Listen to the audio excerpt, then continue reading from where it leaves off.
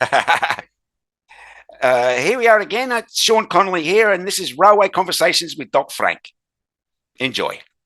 Hello and welcome back to the show. My guest today is once more Sean Connolly from Malaga in Spain. In previous episodes number 78 and 79, Sean and I talked about the report he has written with recommendations for high-speed rail in Australia. And in this episode, as well as the next one after that, we are talking about specific guiding principles and success drivers for high-speed rail that Sean has developed or derived from his experience in high-speed rail, and which he has also included in his report. Please enjoy this episode. This podcast is not sponsored by third parties, which means uninterrupted listening to the episodes for you, and I hope you appreciate and enjoy that. If you want to support the show to keep it going, there are two ways you can do it. One is the typical request for podcast: subscribe and share with your friends. The other one is specific to the show and myself. I host a training portal with arguably the world's most comprehensive course offer on digital signaling technologies and everything to do with high capacity. Some of my trainings are one of a kind, which means unique in the world. For example, the high capacity signaling blueprint, the high capacity railway mindset training, or most recently, my course about digital signaling interoperability. All of those courses are online, so you can watch the lessons at times convenient for you and as often as you like. And there is an industry-leading Q&A support where I will answer your questions not just during your training, but at least for further 12 months after you completed your course. What you can do that would be really nice is checking out this training portal, which you find at docfranktraining.podia.com. That is docfranktraining.podia.com. And if you find that you or a coworker of you can benefit from any of those courses, I would be very happy to see you growing your knowledge, understanding, and confidence through any of my trainings. Thank you. But now, please do enjoy this episode. Sean, welcome back to the show. Thanks, Frank. It's great to be here again. This is what the fourth episode that I've appeared on. It's actually gonna be the fifth, because we had a talk last week, which we didn't quite finish. That's why we talk again today. And last week's talk will be cut up into two episodes. So we had two before, 65, 66. Now we're doing 78 and 79. And this one here will be at least one more episode, which then would be number 5. And the reason for that is not because I have no ideas about other guests to invite. The reason is that you are very, very knowledgeable about high-speed rail, and you are very open and right between the eyes to convey your wisdom to the audience. Exactly. So last time we spoke about, or we started speaking about the report that you have written with recommendations for high-speed rail in Australia. We talked about the potential addition of high-speed freight into the mix. We talked about integration challenges or considerations. We also talked about the relationship or the connection between top speed and design speed and the cost to build high-speed rail. What we didn't come to discuss, and I really wanted to do that, to do it right and have a separate discussion where we're both fresh, you have defined a number of guiding principles and success rules, or success drivers you called it, for high-speed rail. And I think that will be very, very interesting for the audience, not just here in Australia, but pretty much anywhere where they plan to introduce high-speed rail, and maybe even where they have already done some high-speed rail and maybe found that it's more expensive than they thought, or not quite what they thought. So anybody interested in high-speed rail, I think, should want to hear about these guiding principles and success drivers. So, Okay, thanks. I've seen a post from you on LinkedIn with a nice overview, a one page of all those 9 principles, which I have written down. And I suggest we just go through it one by one. And then you can comment on that, like how important they are, how they fit together with other things, why you thought that should be part of your top 9 list in the first place. Hmm. And the first one was define the problem. Exactly, exactly. Well, I mean, this is a not just for high speed rail, but it's a basic, if you like, of project management 101. If you're going to deliver something, you must fully understand the problem that you're trying to solve. It's no good going away and building something nice and shiny if it's not going to solve the original problem that you wanted to fix in the first place. So that's basically project management 101 is fully understand why you're doing what you're doing, who you're doing it for, what is the expected outcome, what do you hope to achieve. Fully understand that and do the correct comprehensive analysis up front so that you can then define your system requirements in order to meet the requirements or the necessities of what it is that you're trying to deliver, and actually deliver something of value at the end. That then sort of moves into your original definition and design phase of your original project, where you define the deliverables, if you like. What are the deliverables of the project?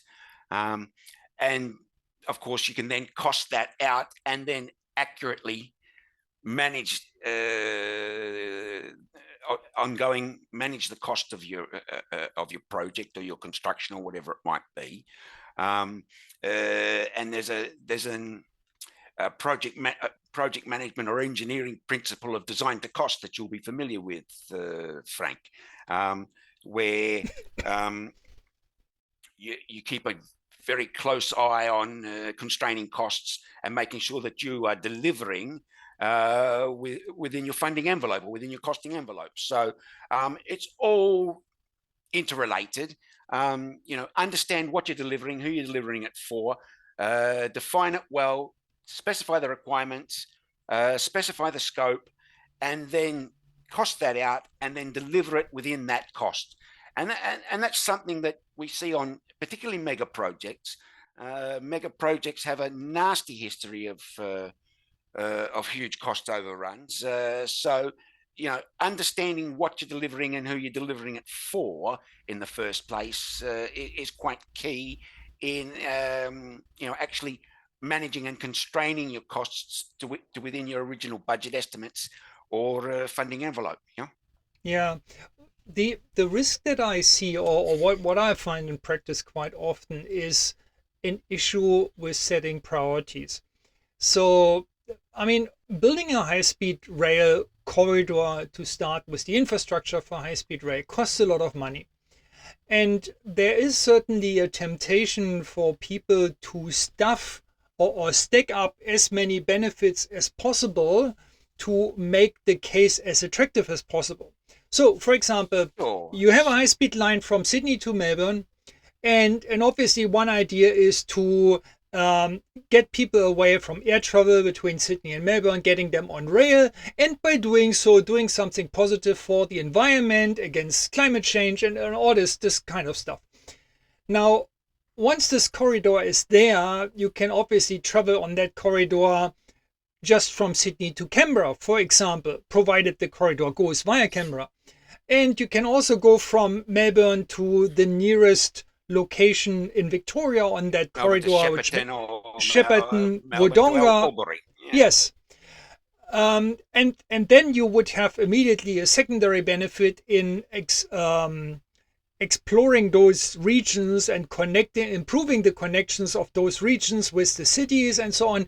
So, but the design requirements are probably different between the one task or the one problem and the other problem. So so where where do you think you need to draw a line and say, oh, wait a minute, okay, we've got five potential purposes here. Um, which are the one or two or three which we should focus on? This is standard practice. This is your design and definition phase of your original project. I mean, and this is not specific to high speed rail either. There's always a number of options, and you have to set your scope of your original project, and you set your scope with your project sponsor, with your project funding, within the funding that you get or that you can get. You do options analysis, you do benefits analysis. Um, and you set your scope before you lay brick number one, or before you write line one of code, or before you set down rail sleeper number one. So again, that's setting your scope, and that's a part of standard project management. That you set your scope, you do that optioneering. That optioneering is costed, so that everybody knows that. Well, if we want to do this, it's going to cost us X in Z time.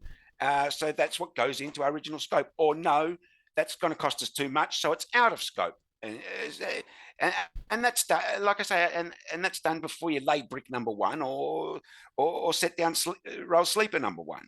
So that's again comes back to the original principle of define the problem that you're trying to solve. And if you're trying to solve turning, I don't know, Shepparton into a dormitory suburb of Melbourne, well, there's a case for including that, and it's going to cost X and provide Y benefits. Or if that's going to cost too much, you say, well, no, we're not going to stop at Shepparton because there's no justification for it. There's no evaluation for it, and that happens before you lay brick number one. Do you have, I mean, you know obviously quite well what's happening in high speed rail in Spain, because that's where you live, that's where you have been involved in a number of projects. Can you just put an example forward from Spain, how to define a problem, and maybe with a choice between two different objectives and saying, now we go for this one but not for that one? Is that something you could come up with? Let me go back a few years. I live in Malaga, which is on the South Mediterranean coast. Yeah. And surrounding Malaga are some hills or mountains. Yeah. And yep, Malaga is a fairly big tourist center. It's one of the largest cities in the south of Spain.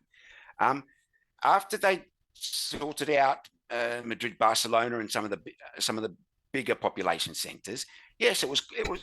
They thought there was justification for a high-speed line between Madrid and Malaga.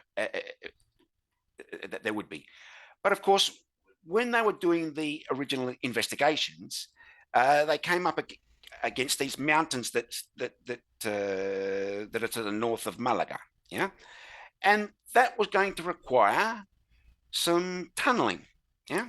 Some quite expensive tunneling and viaducts. And at that particular point in time, they couldn't get the European money, or the Spanish government was I think we were with the Conservatives at that time. They weren't prepared to fund the additional expense of tunneling under the mountains of Malaga to get into Malaga. So the high speed line into or the last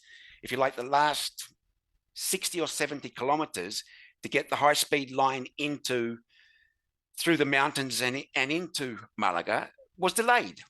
And that was a prime example of they couldn't justify it at the time. They couldn't find the funding at the time. So it was basically denied and delayed for a few years until they could get European money, or until they could get. I think the government changed, and we got the socialists in, or whatever else, and they found the money. But and they built the tunnels and the viaducts, and they got the high-speed rail line all the way through to Malaga. But to be honest with you, the high-speed rail line branched off at Antequera, which is outside the mountains. For the first couple of years of the high-speed line from Madrid south. Yeah. Hmm. Principle number 2: know your customer. Well, again, it's very closely related to the first point. Particularly here where we're talking about high-speed passenger rail, or indeed high-speed freight rail.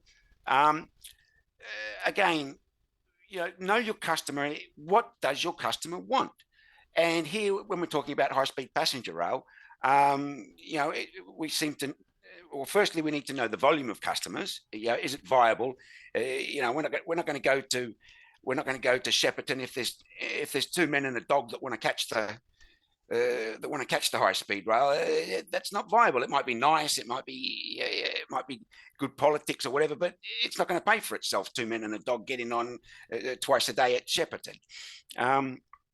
So again, know your customer, know your demand volumes very, very closely. Where and when and how your customers will want to use your service. Obviously, you need to define the service that you think you're going to be able to offer, which forms a part of that. Know what they want. What type of service does your customer want? Which will then define what type of service you have to provide. Let's say for high-speed rail, by having done the analysis, we know that nearly a quarter of the customers want to go between Sydney and Melbourne. Yeah, we know that, but that's by far and away the most profitable route, and it'll represent 25% of the business. We also know that our preferred customer that's willing to pay are business travellers. Yeah, so we need to provide. So that then means that we need to define a nice business class service. We know that if business class travellers are our target market customer, they want to basically go from city centre to city centre, or CBD to CBD. So that's where we need to locate our terminuses, etc., etc., etc. So again, knowing your customer helps you to then define the service offering that you're going to then provide to the customer, and in the case here of high-speed passenger rail, also define some of the operational elements, as well as origin, destination, calling stations or not calling stations. Like I say, I just use it purely as an example. Can we justify a stop at? Can we justify a stop at Shepparton, or is the demand just not there? What's the demand? The demand then that defines the revenue, because we can say, well, yes, they're tourists, or they're leisure travellers, or they're high value, high paying business travellers. They're going to pay a bit more. So it all starts with understanding the customer and your customer profile and your demand profile, which then goes down the line to define your revenue profile, and do you have a viable, feasible, justifiable project on your hands or not? Well, as a side remark, we probably should stop picking on Shepparton. I'm just thinking about the comments I may get from there. Yeah. No, I understand. Let's say Warrnambool. Yeah. What I have heard a few times already in the high-speed discussion here in Australia is the famous quote from the movie Field of Dreams: "Build it and they will come." What would you say to this? No, I won't. I say that's not true. Yes, there is a concept of induced demand. They call it induced demand. Yeah, which is, I suppose, the natural corollary of build it and they will come. Induced demand does exist. Induced demand has been noted here in Europe that, because the fact that it's there and it's an option and some people choose it. But you can't build your business case on induced demand. The business case has to be on concrete, real demand. Yeah, you you might be able to say, okay, well, because it's there, you might get another 5, 10, 15% demand. That might be an acceptable or believable, but you can't just say build it and they will come, because that doesn't happen. The travelers have to exist. Well, yeah, instead of an additional 10 to 15%, it could be an additional 0.2%, which probably would Yeah, not justify the. And again, the quote would be correct. Yeah, somebody came after you build it, but not in the quantities and volumes that you would need to justify that. to That justify it in the original instance. Exactly, yeah, exactly. Like I say, it is a valid concept in transport economics, induced demand, but you cannot justify your project on induced demand. Yeah, yeah. So it's more the icing on the cake, or the potential exactly. additional benefits. Yeah, Exactly. The marzipan layer, or sometimes they refer to, the cream on top. Yeah. yeah, yeah. The third one you said is particularly important, and if you were to choose one of those success principles to be the number one, the top thing was this one here, um, which is a preference to build the track on surface and on ballast. Can you Yes. explain why that Yes. is?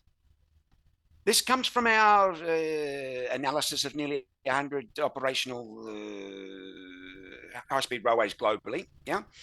By far and away, by a large margin, uh, the high-speed railways that are the cheapest to build and to build are built on surface, on ballast. Yeah. Now that's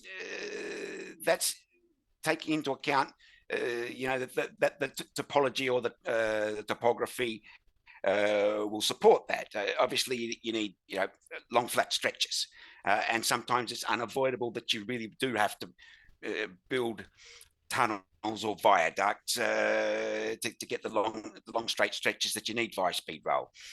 But an overwhelming preference should be build your high speed rail on surface, on ballast. Uh, and that is the number one reason behind Spain being able to have built their high speed railway network at the very economical cost of 17.7 million euros per kilometre. France, which likewise prefers on surface, on ballast at 26.4 million euros per kilometre. However, then we go the flip side in Asia, where they almost exclusively like to build elevated slab track, very expensive, what we call single works infrastructure. You get along with places like Japan at 66.5 euros per million euros per kilometre. Taiwan, South Korea, they're up around 100 million million euros per kilometre.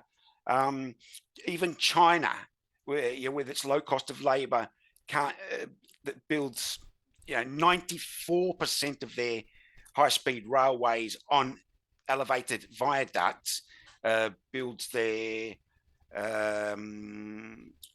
for an average cost of something like 42 or 44 million euros per kilometre. So that might seem at first glance a little bit strange that Spain and France build high-speed rail cheaper than China, but there's definite reasons behind that, and it's definite reasons that we've been able to draw out of the conclusions from having built our database of nearly 100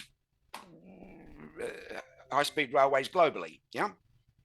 So yeah, the lesson for Australia there is, okay, yes, we've got some difficult sections, definitely, but particularly between Sydney and Newcastle.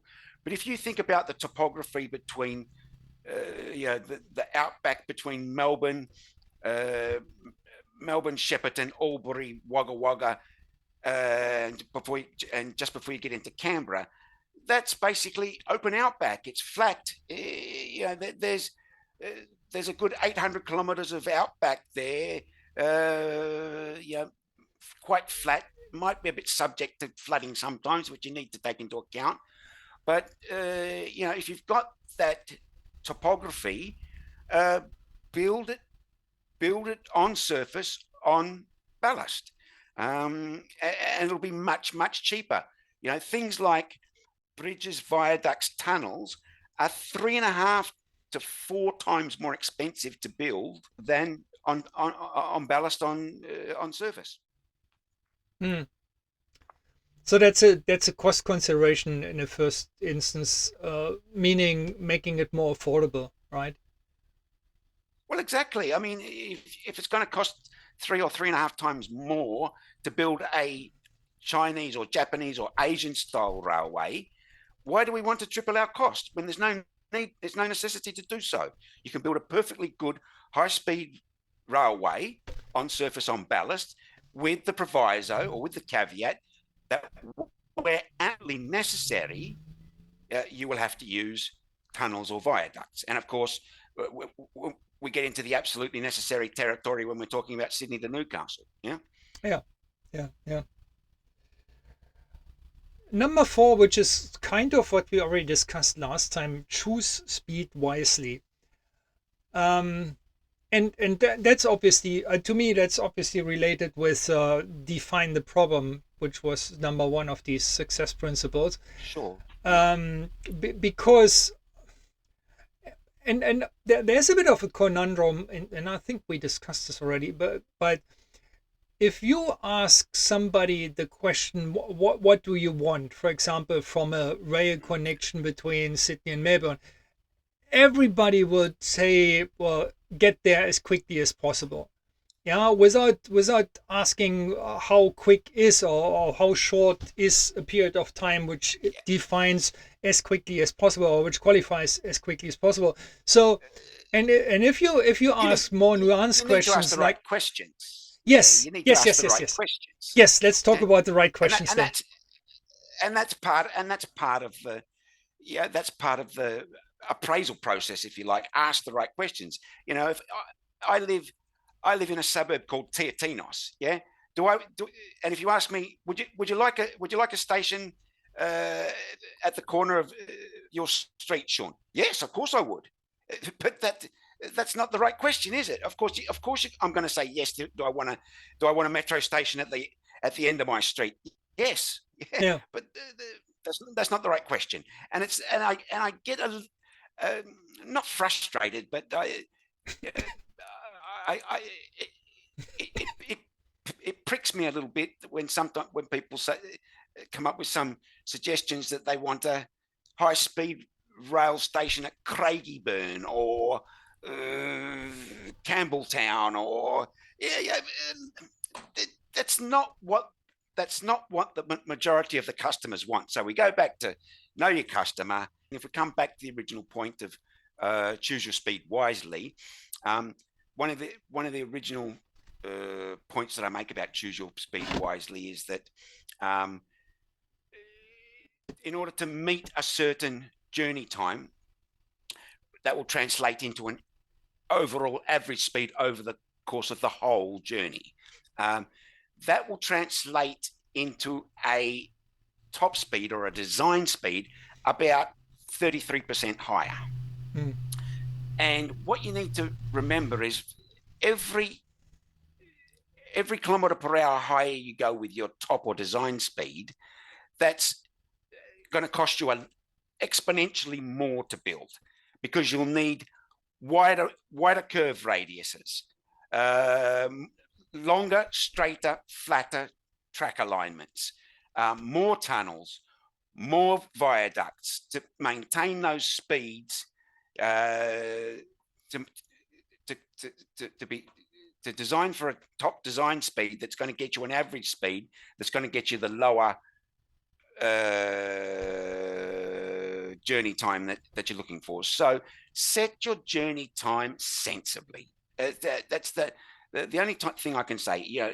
Again, it comes back to knowing your customer, and if you know that your customer, the elasticity of your demand says that the drop off in demand for a journey time of 3 hours 10 minutes compared to a journey time of 2 hours 55 minutes is not basically nothing, but it's going to cost you 20 billion less for a 3 hours 10 minutes journey time. Well, then obviously you go for the 3 hours 10 minutes journey time and put up with a 5% drop in your demand because you're not getting there in 2 hours 55.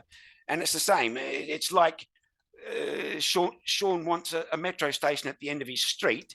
Well, we're not going to spend 30 million to put a metro station at the end of Sean Connolly's street. Okay, so so we'll have one less customer. Well, big deal.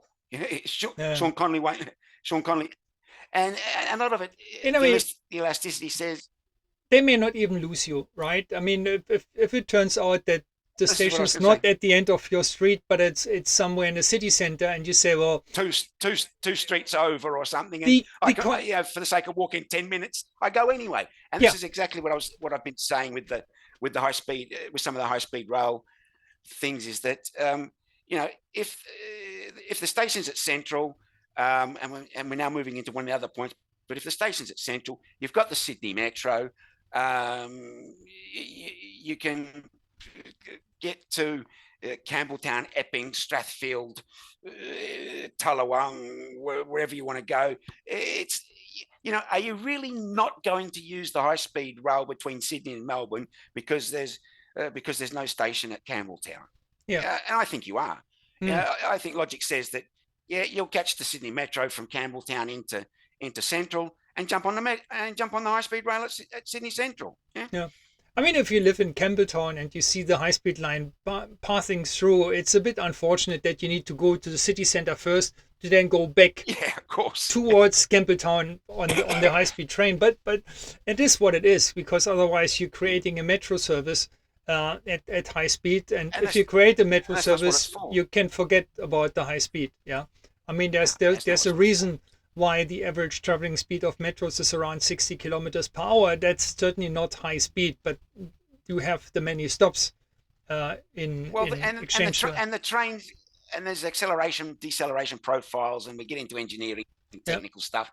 But I mean, the metro trains are designed for that. High speed trains are not designed for that. High speed trains have a long acceleration, deceleration profile to reach their top speed, and they eat up distance by maintaining that top speed for the longest distance possible. Yeah. Not stopping and starting every minute. Now, for the top speeds, you're obviously not dialing this up in steps of 0.5 kilometers per hour. So what I imagine should be happening is that you orientate yourself at certain thresholds where you say, okay, well, the supply market of, say, high-speed trains has built train sets for certain steps. Like, exactly. Are there any of those steps, and if so, where are they? Yeah, that's basically what I did. I simulated a number of different options for a number of different speeds, on a number of different routes. Obviously, that was a little bit difficult because I don't have a track alignment or a route alignment to work off, but I interpolated some stuff there. Yeah, but yes, you're quite right. There are high speed train manufacturing companies have their range of trains, from workhorses right through to metros to fast rail to high speed rail or very ultra high speed rail. Some of the most recent trains that have been developed and released. If we're, for example, using the European example, where most of the railways in Europe that provide a very adequate journey time between city centres operate over railways that have a design speed of 320 or 330 kilometres an hour, and they can operate at speeds up to that level. Generally, generally averaged 240, 250, some 260 kilometres an hour over shorter distances between cities here in Europe. You extrapolate that for the logic of the distances between suggested stations in Australia, and again, if we go back to some of the distances that we're talking about, generally, let's say Melbourne to Shepparton, 140 kilometres, another 140 kilometres, Shepparton to Albury, another 140 Albury to Wagga, 280 kilometres between Sydney and Canberra, 140 kilometres between Sydney and Newcastle over rough terrain. You can sort of work out roughly at what speeds that you'll be able to achieve over that type of topography, and plug that in at various levels, if you like, high, low, medium, for example, to come up with various options of which will seem sensible, and you validate, and then you go back and validate that against your original sense checks and whatever else to come up with the numbers that I came up with. I come up with, and I say roughly you could get from Sydney to Melbourne in 3 hours 7 minutes. I'd be confident that you could do that with a Siemens Nova, one of the new Siemens Novo 360 trains that's got a top speed of about 360 kilometres an hour, but probably won't reach it. Would probably average about 270 kilometres an hour over the course of the whole journey, and end up travelling between Sydney and Melbourne at about 3 hours 7 minutes. I also don't forget that I also did a much more optimistic version of that simulation that came up with a journey time of 2 hours 57 minutes, which I didn't think would be achievable over that course. So I did various optioneering, if you like, to come up with that 3 hours 7 minutes between Sydney and Melbourne. Yeah. I said before that these speeds, especially race expectations for journey times that are lower than maybe necessary, can get you into all kinds of trouble. I mean, that's apparently one of the reasons for the high-speed 2 cost overrun, that there was a journey time commitment that required a top speed of 350 kilometers per hour. A journey time commitment that, again, go back to know your customer, that no customer was articulating. Here, at least, we know in Australia that we're competing against air.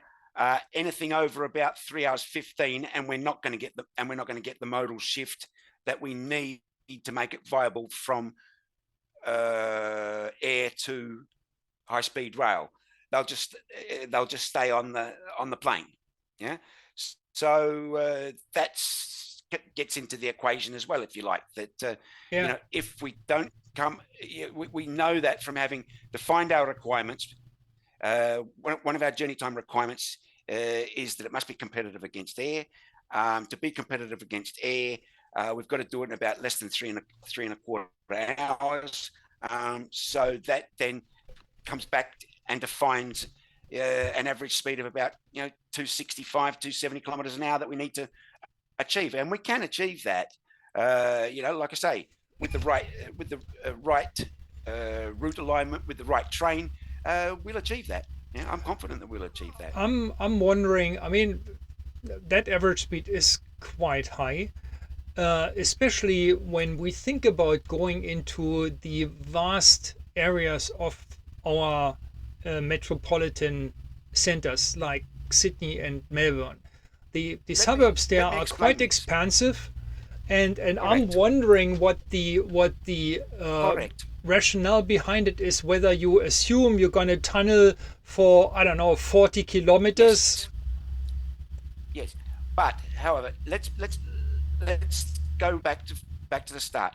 It's a full journey of 824 kilometers. Yeah, Yeah.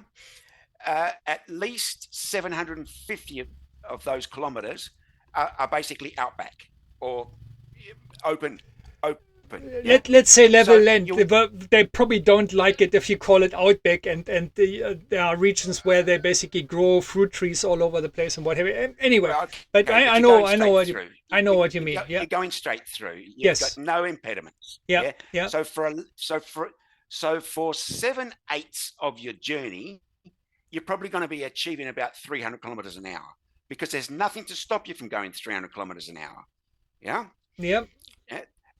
Okay. Yes, you definitely have to slow down when you go through the towns. That's what 15, 10, 15 minutes.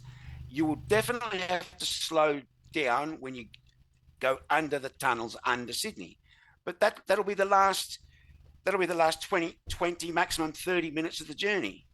So you've already made your time going through the interior to get there. You made the time on the 750 kilometers. The other 70 kilometers is just what goes on top. Yeah, so that's where between Sydney and Melbourne, you'll be able to do 3 hours 7. Now, of course, going north from Sydney to Brisbane is a different story altogether because you will have to traverse the Central Coast and Newcastle. So again, there's no other way through there.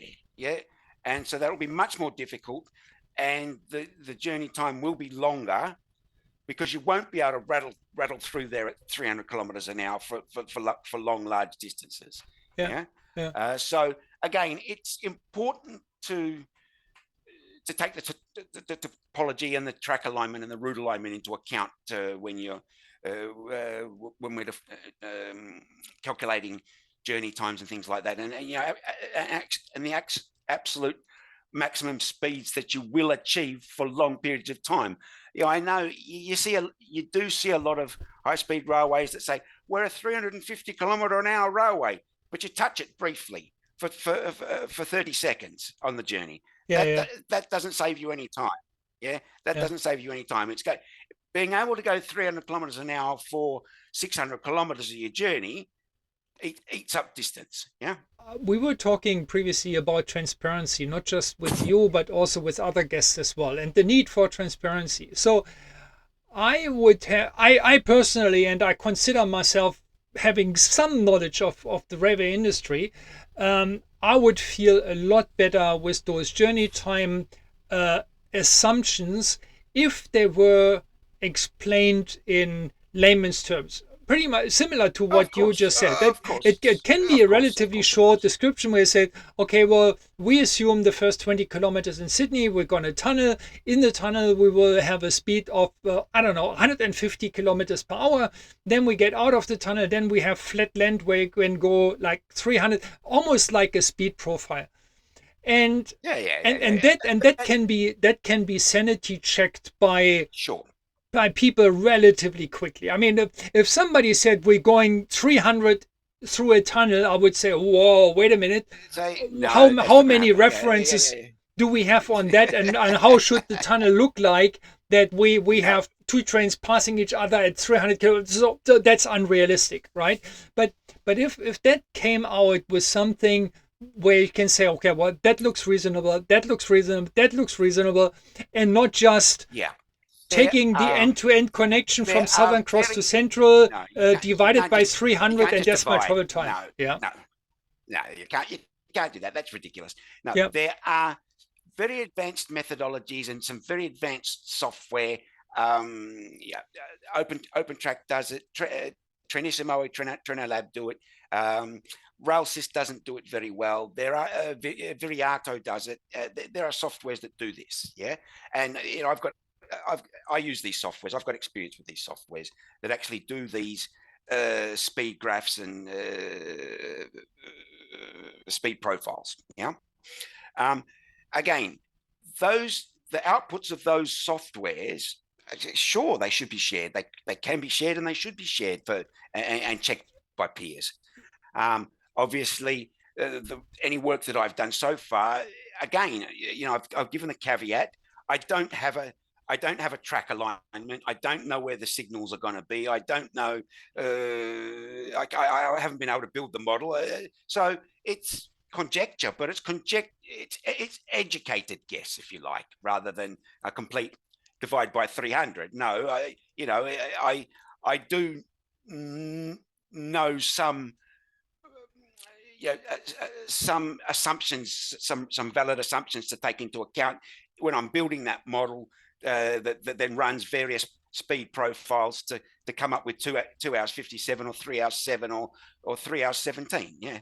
Yeah, and but what I think is important here is not just. I mean, I've seen the outputs of those models, like some cryptic graphs or so that are basically impossible to decipher if you're not an expert with those tools.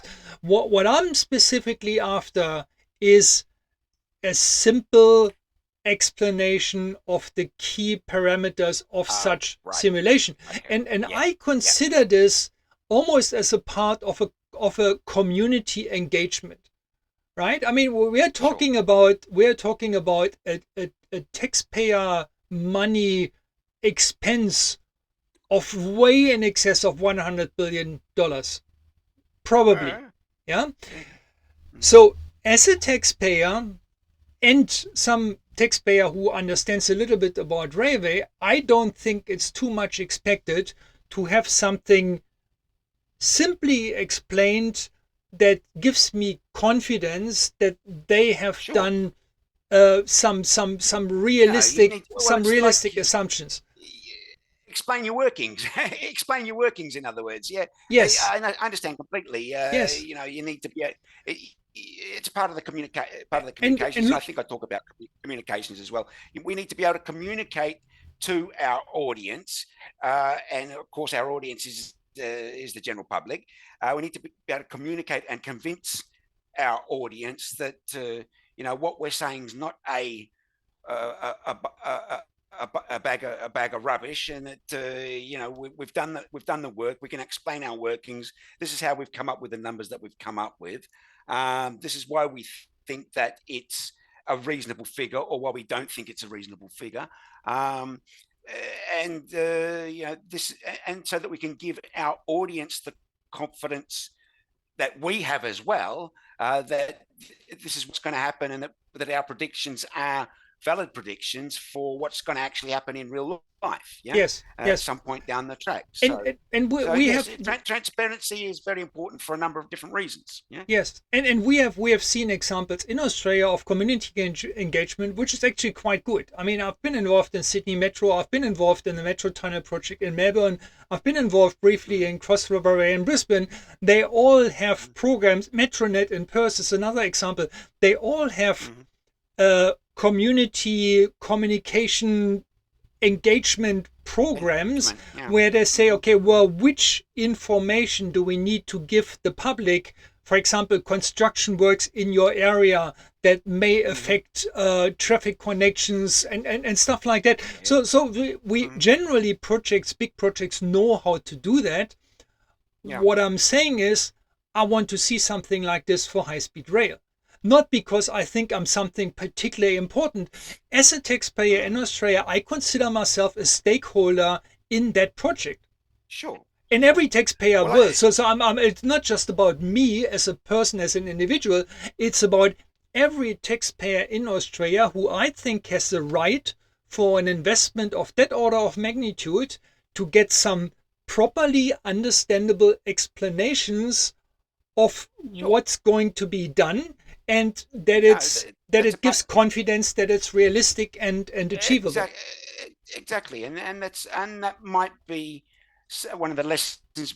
One of the lessons we've learned, or traps to avoid from our friends in England, that they lost the general public after it after it was approved, but and didn't engage adequately with stakeholders at various levels. I mean, obviously at the same time we still need to understand that there are different levels of engagement. I mean, there is engagement with the general public at large, which is set at a certain level, and then something that I don't know if you saw it this week as well, Frank. The HSRA have called for industry engagement for people to be involved with industry engagement, or to get on to register on in a group for industry engagement for various plans of the high-speed rail project here in Australia. So